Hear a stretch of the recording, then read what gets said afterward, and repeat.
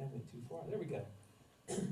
In Sunday school, we talking about Jubilee, but one of the things we mentioned was that this week is kind of a anomaly because Lent, Ramadan, and Chinese New Year all fell in this week. You know, they're based on lunar calendars, and this is like the first time in several decades that that's happened. It's not going to happen again for several more decades.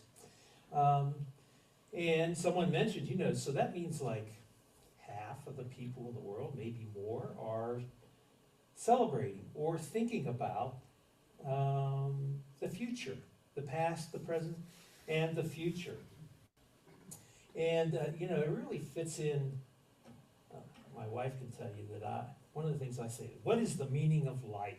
Is a question that I have had forever. I'm probably still trying to figure that one out. Anybody else ever kind of wonder about that? Yeah. Well, you know, for all three traditions, fasting, meditation, you know, prayer is important. Thinking about new beginnings, being grateful, being together.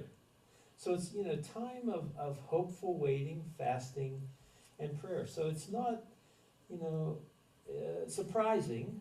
Now, in our tradition, we're talking about Lent, that it is a time, and the passage today talks about Jesus going into the wilderness. And so I'm going to be focusing a little bit about this idea of wilderness and what that means.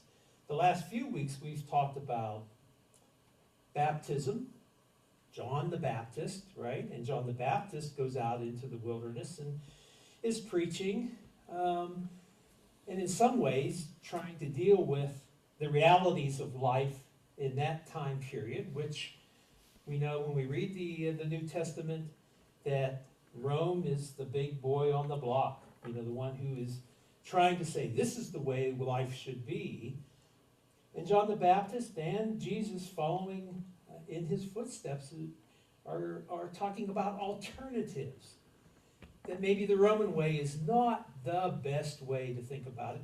And the wilderness becomes a place then that causes folks to rethink things.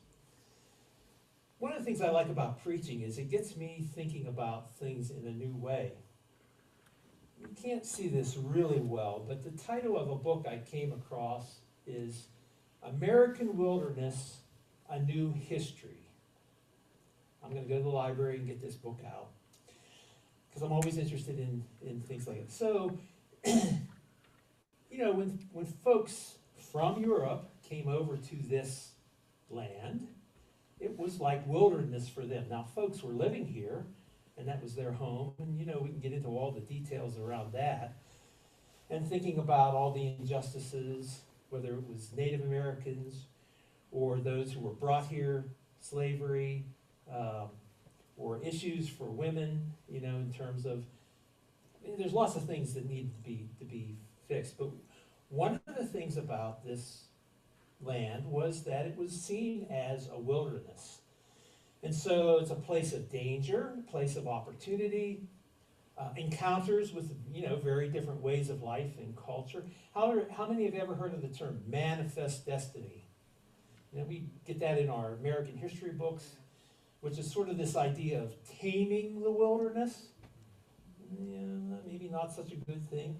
In fact, John Muir, who founded the Sierra Club, one of the co-founders of the Sierra Club, father of national parks. Maybe some of you watched this PBS special with Ken Burns. It was in the last year or two about pretty interesting. I saw some of that.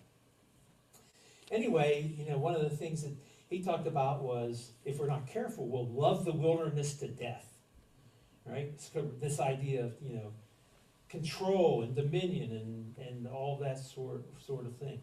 Well, what piqued my interest about coming across this book, because I didn't know this, there are 677 federally designated wilderness areas in the U.S. That's kind of a cool thing. Now, you know, some of us want to go into those areas and pull out all the resources and all that sort of stuff. That's not my sermon for today, but something that kind of got me thinking about that. You know, we really do live, we're kind of, you know, Colorado, New Mexico, Arizona, Nevada, all right? Even Kansas. You know, there are references to the American desert, right, or to the wilderness. So, you know, thinking about that really this idea of wilderness is pretty interesting. Well, the Bible, this is what got me going. There are over 300 references in biblical texts to wilderness, okay? Lots of different places. We're not going to, you know, we're going to talk about Jesus and his experience in the wilderness.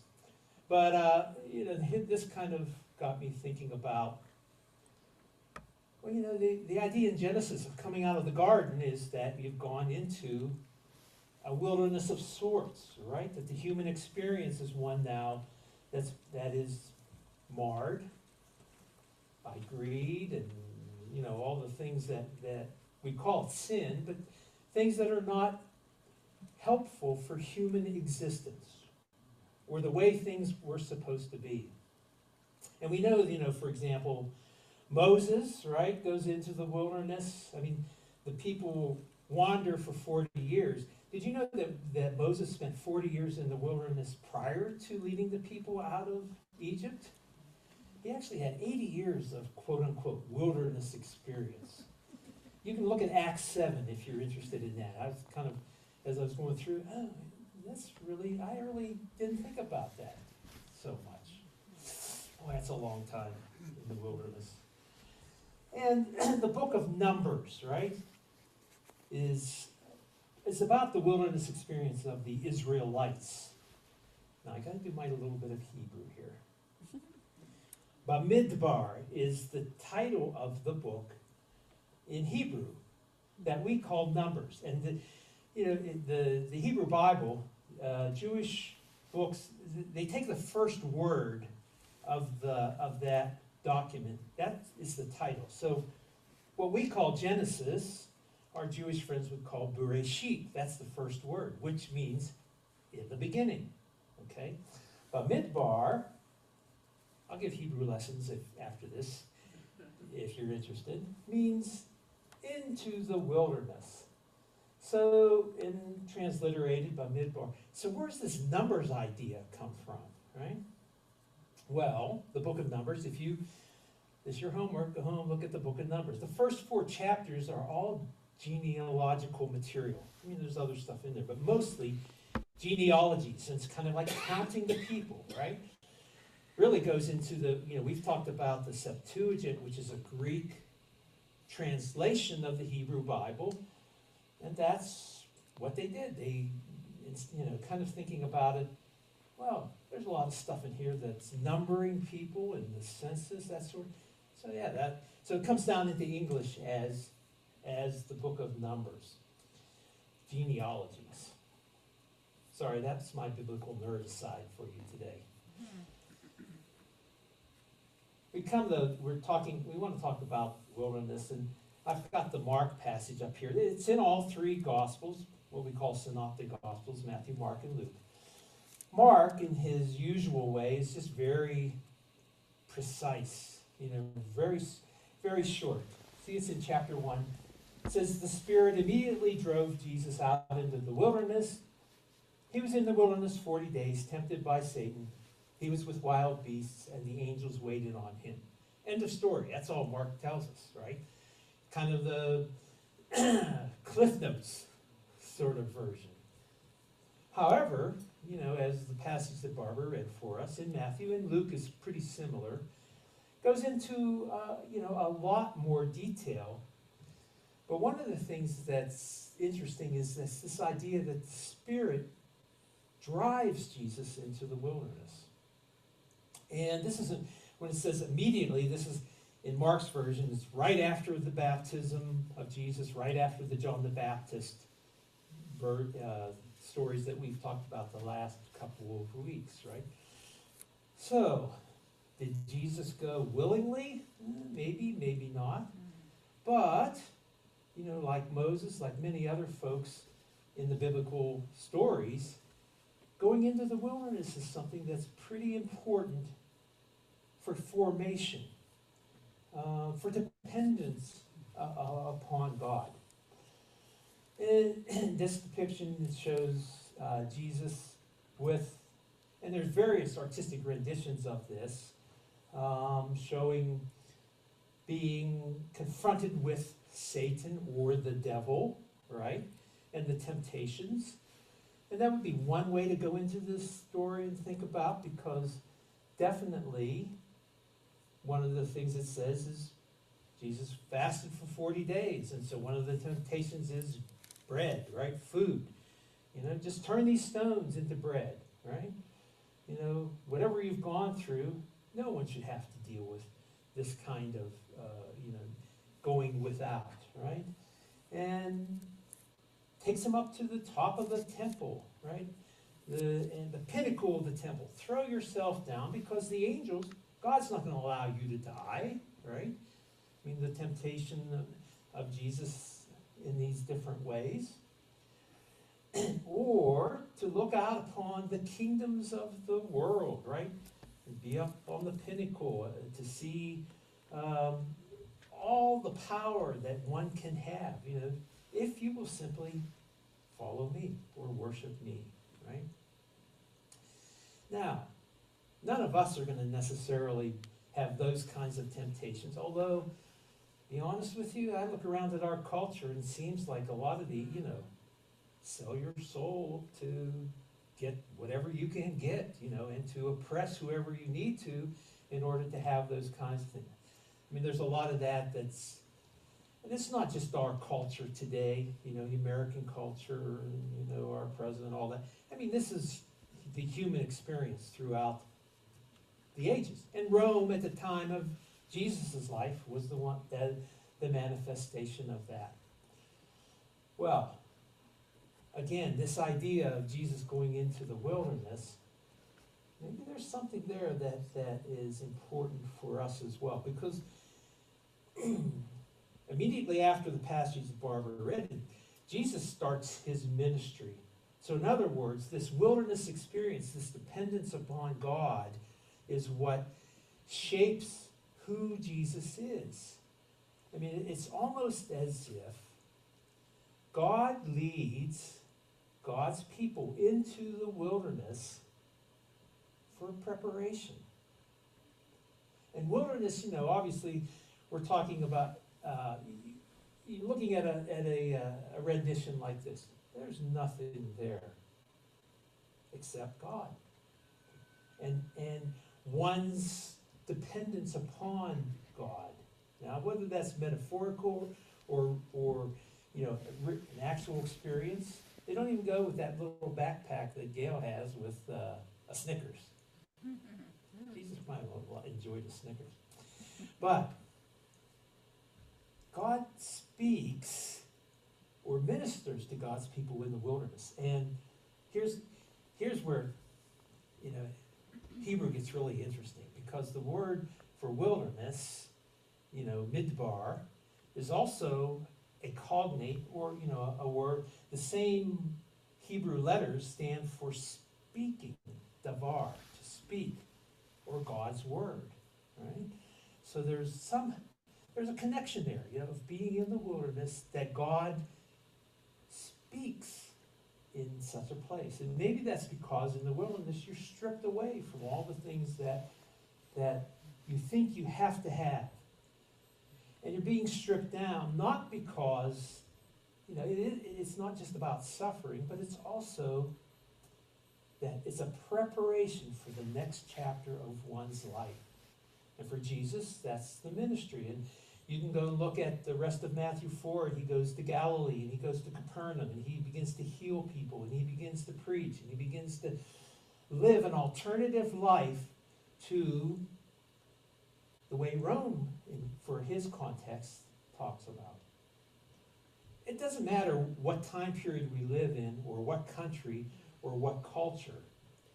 I mean, we live in a culture today. I mean, a lot of us think this is not the way things should be. Lots of things need to be addressed and changed.